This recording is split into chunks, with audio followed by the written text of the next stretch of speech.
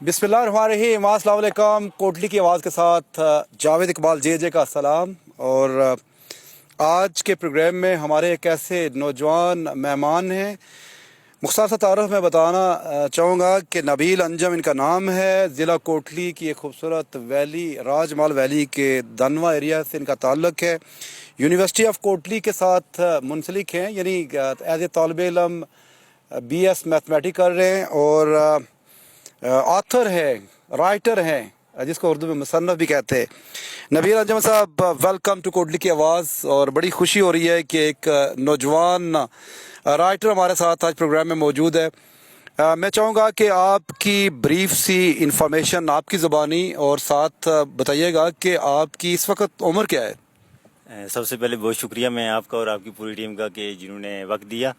नबील अंजुम मेरा नाम है। मैं कोटली से हूँ, इला दनवा से। मैं BS का स्टूडेंट भी हूँ जामिया कोटली से। तो मैं सोशल मीडिया पे भी वार करता हूँ। मैं एक पे मैथमेटिक्स पढ़ाता हूँ, एक पे मुस्लिम मौज़ूआत पर मैं स्पीच वगैरह करता हूँ और आथर भी हूँ। ये 2 बुक्स का मैंने। एज कितनी है आपकी नबील? मेरी 23 एज है।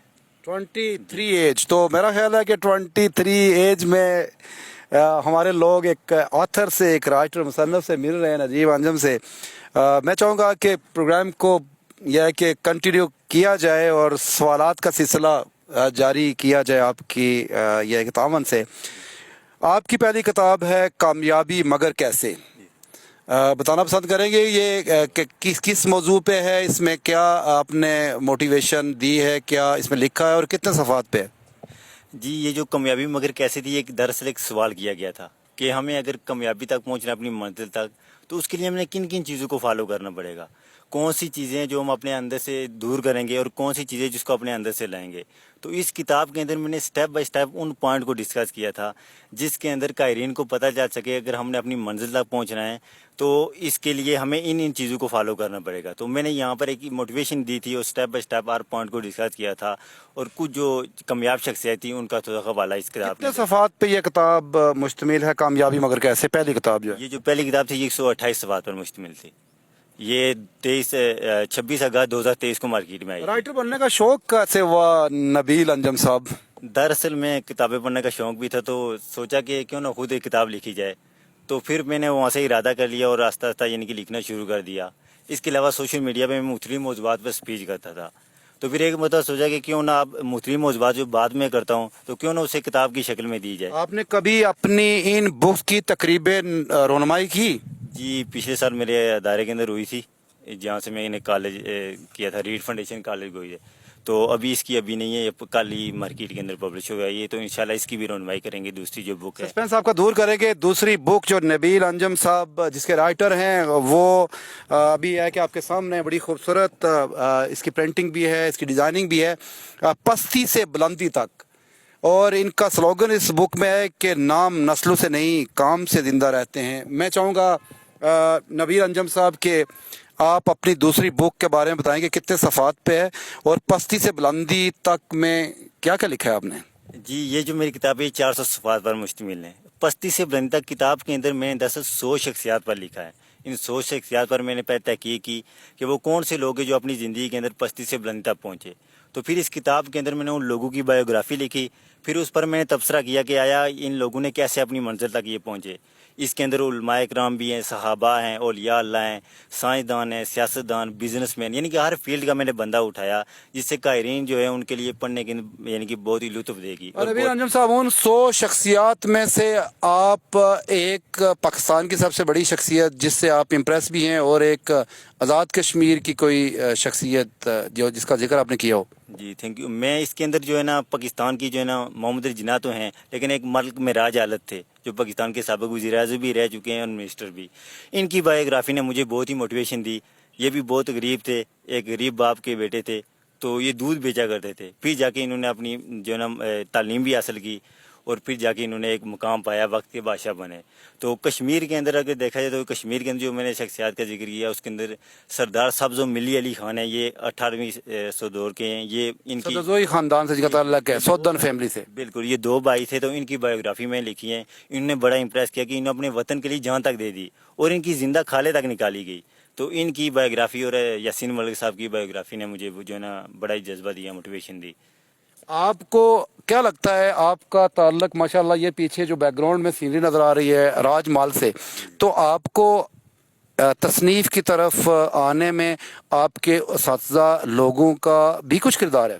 جی اس کے اندر جو ہے نا سب سے پہلے تو میری اپنی ایک موٹیویشن ایک شوق تھا کہ لکھوں، تو اس کے اندر میرے اساتذہ ہے کہ اردو کے، ان کا یاسر یاسین نام ہے، اور میرے ایک کزن ہیں جن کے نے کتاب کے ساتھ میرا بوائس سپورٹ کیا، پروف ریڈر بھی ہیں حافظ عابد عزیز، تو ان نے بھی مشورہ دیا تھا، تو پھر انہوں نے یہ تھوڑا جذبہ دیا، موٹیویشن دی، انکریج کیا، تو انشاءاللہ یہ جو میری 2 بکس یہ اچھا، آپ نے پستی سے بلندی تک بڑی خوبصورت یہ بک لکھی ہے 400 صفحات تک، تو آپ جب بک آپ نے لکھی ہوگی تو ڈیفینیٹلی آپ نے کسی پروفیسر لیول کے بندے کی خدمات لی ہوں گی اوور ویو کے لیے، یا اس میں جو بھی ذرا ایک مصنف ہوتا ہے تو وہ اوور ویو کے لیے اپنی بکس کو آگے اشاعت سے پہلے یہ ہے کہ بھیجتا ہے، تو آپ تھوڑا سا ناظرین کو کچھ بتائیں گے اپنی کتاب کے بارے میں مزید؟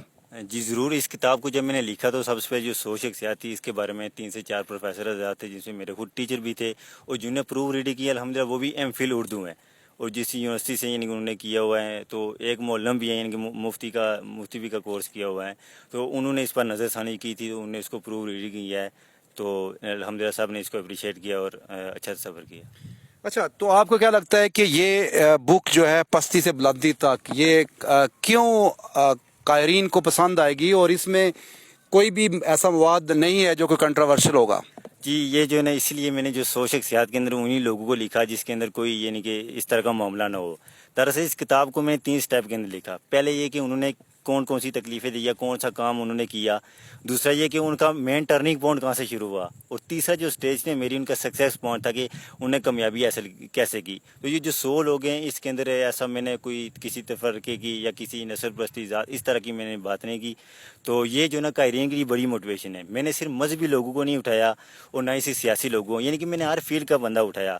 اس کے اندر آپ دیکھیے اداکار اور جو ہے نا سپورٹ مین تھے وہ بھی اٹھائے، تاکہ جو ہے نا پڑھنے والے کے لیے ایک لطف بن سکے، تاکہ اسے جو ہے نا ایک موٹیویشن مل سکے، تو اس کے اندر ہر فیلڈ کا بندہ اٹھایا تاکہ کوئی کسی کا اس طرح کا مسئلہ نہ بنے۔ کتنا سارا ٹائم لگا 400 صفحات پر مشتمل پستی سے بلندی تک اس کتاب کو لکھنے میں؟ جی یہ میں نے اپریل 2022 کو شروع کی تھی، اس کے بعد میں نے اس کو 3-4 ماہ لکھا، 10 سے 15 لوگ ہوئے، تو میں نے کہا اتنے لوگ کہاں سے مجھے ملیں گے 100 شخصیات بار، تو میں نے سینکڑوں لوگوں کو پڑھا، لیکن کتاب کے مطابق جو پستی سے بلندی تھا اس طرح کا ٹائٹل نہیں مل رہا تھا، تو پھر جا کے میں نے پھر 2023 کو اس کو شروع کیا، تو دسمبر 2023 کو یہ مکمل ہو گئی تھی، پھر میں نے 100 شخصیات پر پوری مکمل کر دی تھی۔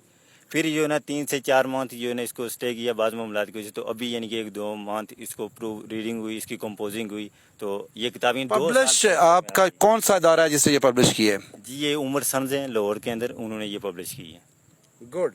عمر صاحب، آپ ہیں اسٹوڈنٹ میتھمیٹک کے اور بی ایس آنر کر رہے ہیں میتھمیٹک میں، کافی محنت کرنی پڑتی ہے میتھمیٹک میں، اور آپ تصنیف کی طرف آئے ایز اے رائٹر اور ایک بک لکھی 400 صفحات پر، تو اس دوران آپ کو میتھمیٹک بھی پڑھنا پڑتا تھا اور یہ بھی لکھنے، تو اس کو آپ نے کیسے مینج کیا؟